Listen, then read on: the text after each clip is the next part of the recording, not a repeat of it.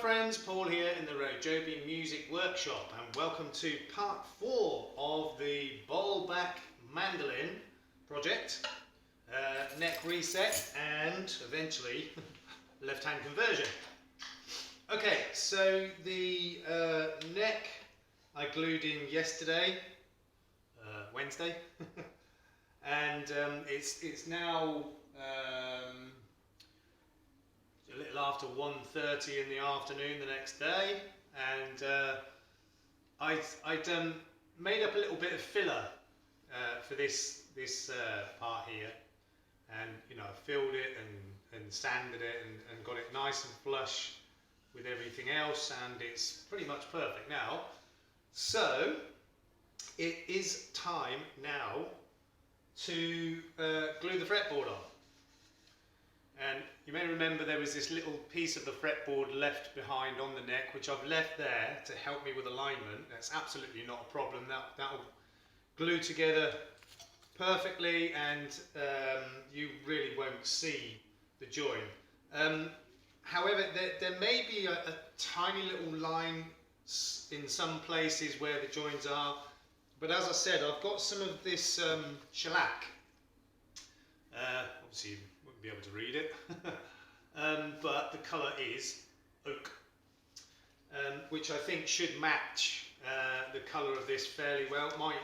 So any little marks I've got, so the join where the fretboard goes on, and certainly got a little bit on the headstock here, a couple of notches out there, so I'm going to attempt to touch those up with this oak coloured shellac. It should work quite well.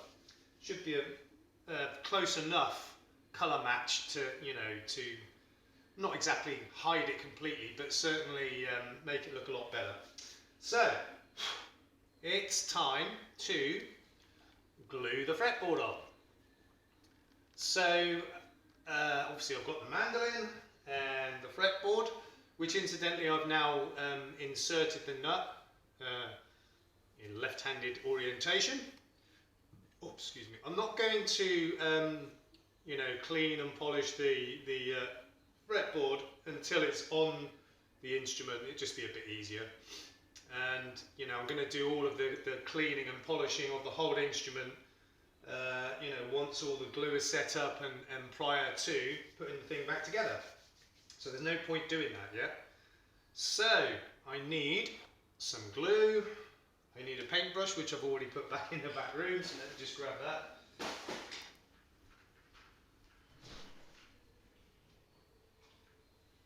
Okay. And I've got some clamps ready, including a little one for the piece that goes over the sound hole, just a small thin piece. I've got some leather pads ready, and what else do I need? Not sure. Well, I've got everything I need anyway. Okay, so I'm going to start to apply the glue. First of all, to the fretboard. So I don't think I need to say it, do I? Come on then, along with me. As thin a layer as possible, but 100% coverage. Now with this, I'm going to call it a tang at the end. I only need a little bit of glue down the middle. I don't need to cover the whole thing, so I'll do that last. Let's use this paintbrush, that's a good one. That's not going to be anywhere near enough glue, but I'll put some more on in a second. Just get this little bit spread first. Actually, that's pretty close. Won't need a lot more. Get some in that little notch where the piece of wood is left on the neck. Yeah, we'll need a drop more.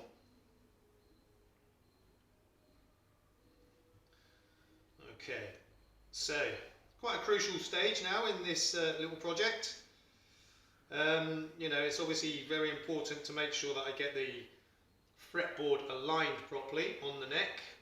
But as I said, that little notch of wood that broke away is actually an advantage to me. It's going to help me line things up, so that should be all good. Right, so I'm going to put a little bit down this centre part, just a small amount, because I don't want any squeeze out there. It'd be very difficult to get to clean it up. a little bit patchy, so I'll just put a drop more on there. Try and even it out a bit, maybe a little bit more water on the brush. Okay, that's looking good. I mean, yeah, it does look a little bit patchy, but I think for some reason the wood of this fretboard is quite oily. There's quite a lot of oil content in the wood itself, but it should be absolutely fine. Right, so I'll put that to one side, and I'll do the same on the neck. Again, not too much because I really don't want a lot of squeeze out on this. Just get that evenly spread out. Get a little bit on that chunk of wood.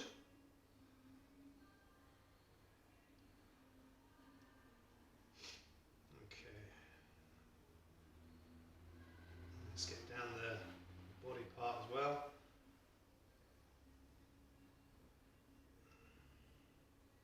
That should be good. Decent coverage.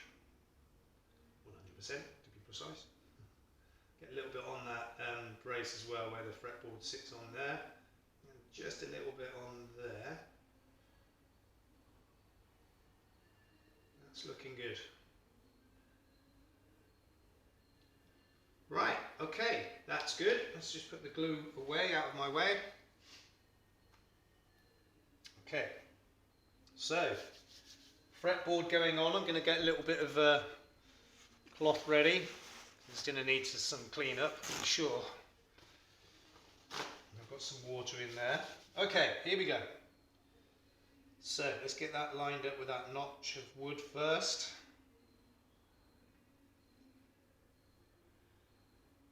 Okay, I'm just squeezing it down by hand at first, just to get out some of the excess glue. Wipe that up. Try not to make too much mess.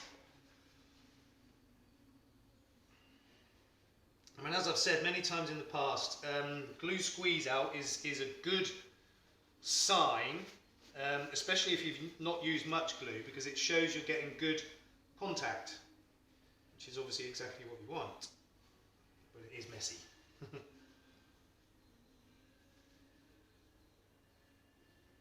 Now there is going to be a little bit of a high point just here on the fretboard, because I've reset the neck angled slightly back to where it was before.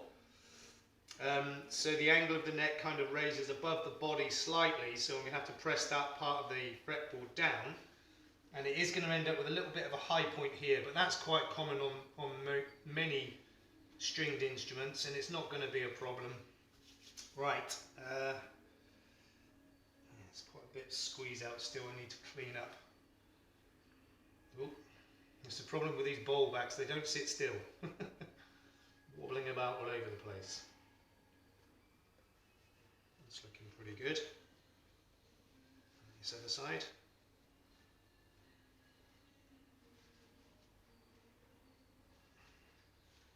Okay, so let me just check that's lined up with that little chunk of wood, which it seems to have done perfectly.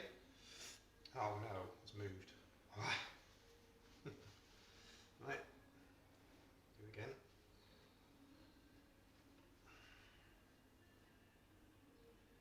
Yeah, so I've got that notch of wood which holds the top end in the correct position, but nothing towards the other end. So I've got to clamp it carefully and gradually to make sure it doesn't move about. And, oh, that's the other thing I've got, wherever it is.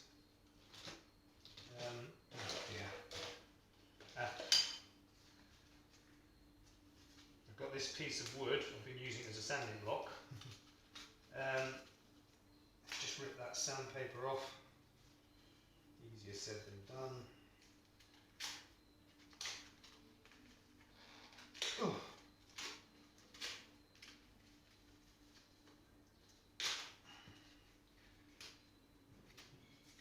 Should have thought about this before, got this prepared, never mind.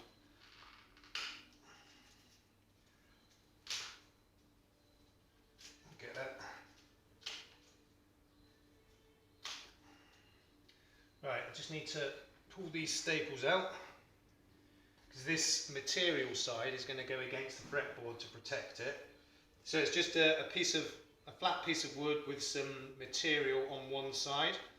I'm going to use as a clamping caul. So the material goes against the fretboard to protect it, give it a little bit of cushioning. With the flat board the other side that the clamps will actually go on. So that goes across there. Let's get the first clamp and a leather pad. So the first clamp is generally the most difficult because that's when you get things lined up, and that's when, if any time, they're going to move. Alright, let's get that lined up there.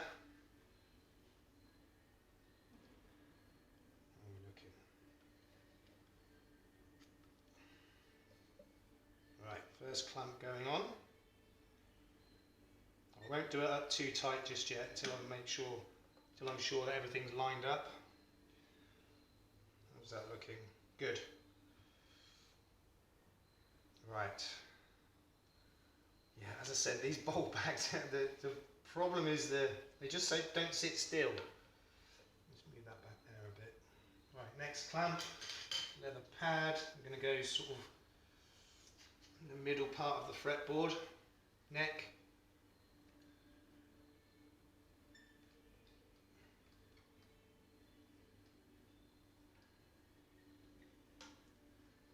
It's moved a little bit, so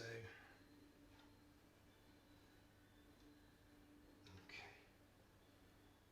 Yeah, it's wanting to slip to one side, which is always going to be what happens. It's always going to want to move to one side or the other. Right, let's get another clamp on there.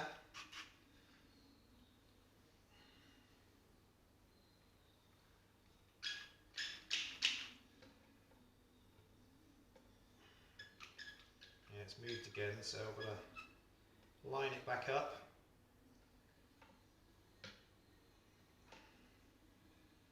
Keeps moving.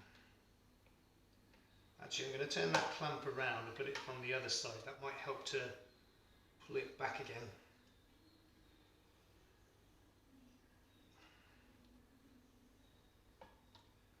Oh yeah, that's got it.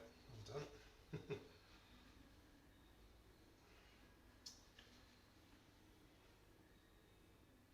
Seems to be lined up good. Right, so I'm going to get one now, kind of in there, hopefully. This little piece of board I've got doesn't quite reach where the clamp's going to go, so I'll put a leather pad on there. And I'll get one on the underside as well.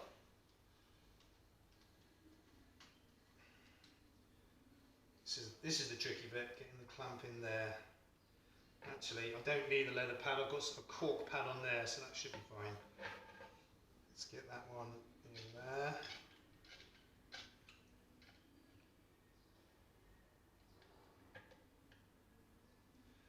Okay, looking good so far. Let's check for alignment. Yeah, it's all good. Bit more glue squeeze out there. Let's get rid of that.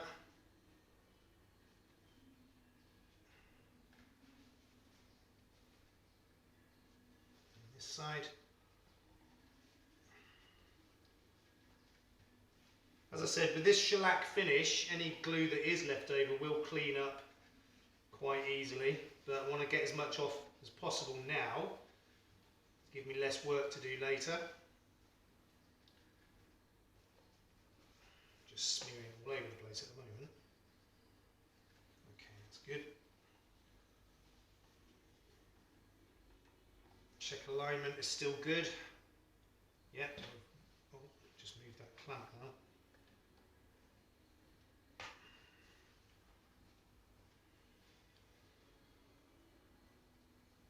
Right, that's all good. So I now need a little clamp on there, one of these little baby ones.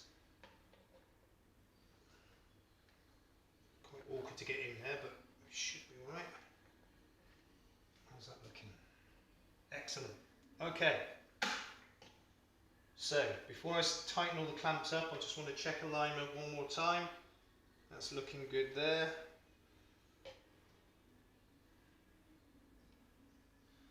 Right, so I'll do the middle clamp first.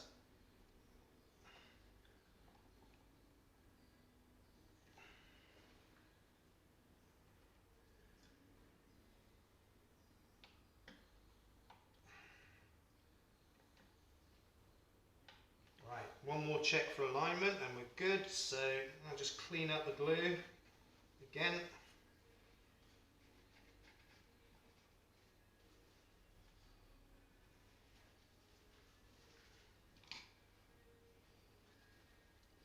Looking good. Happy with that.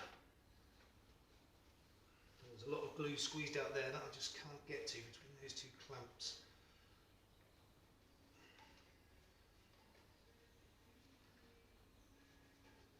Oh, what a mess.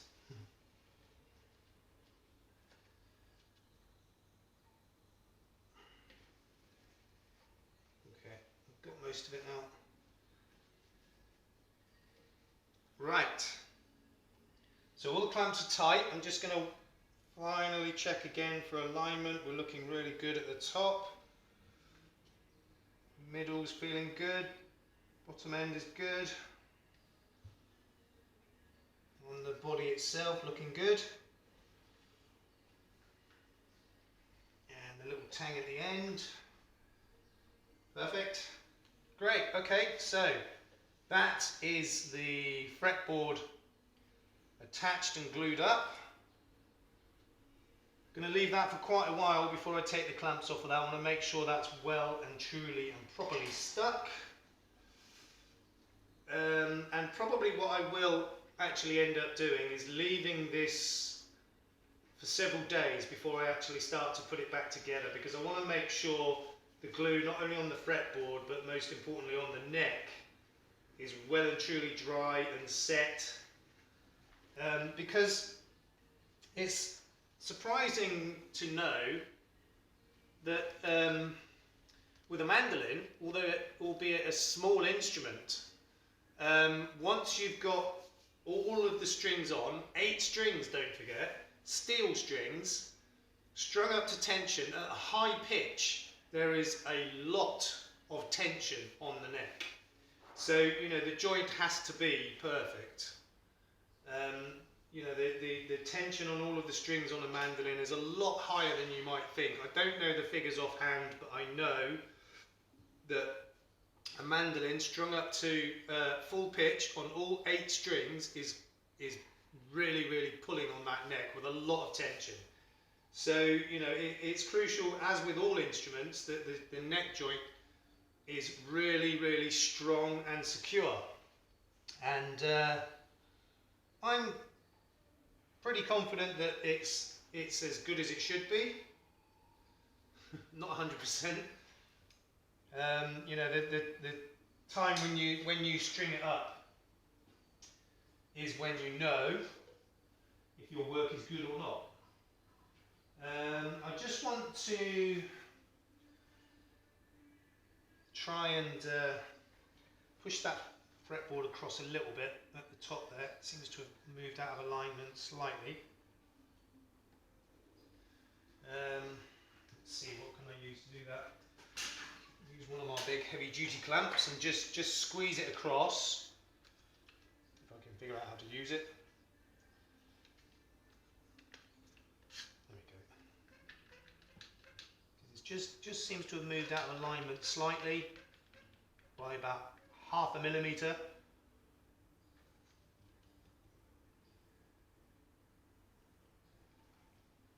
I'm actually going to leave that on there to hold it in place, which means I'm going to have to prop that up with something. Let's see, that should do the job. Perfect, okay. Just be careful not to knock that clamp. Right, so that's this stage of this project done. I'm going to leave that for several hours at least before I take the clamps off and check everything. But today is Thursday. Thursday it's currently 2 o'clock. So maybe I will, you know, try to put this thing back together tomorrow, but late in the afternoon, because I really want to make sure that that glue is set properly. So that will be the next stage, cleaning it, giving it a good clean and polish all over, and then reassembling it.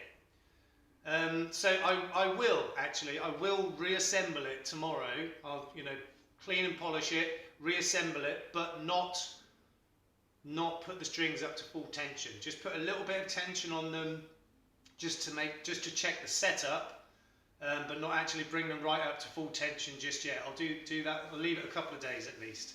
So that's the end of this part. Part 4, yes. Part 5 will be coming soon. So please don't forget to like, comment, share and subscribe. Don't forget to hit that notification button. In the meantime, please look after yourselves, look after each other. We will see you soon. Peace out.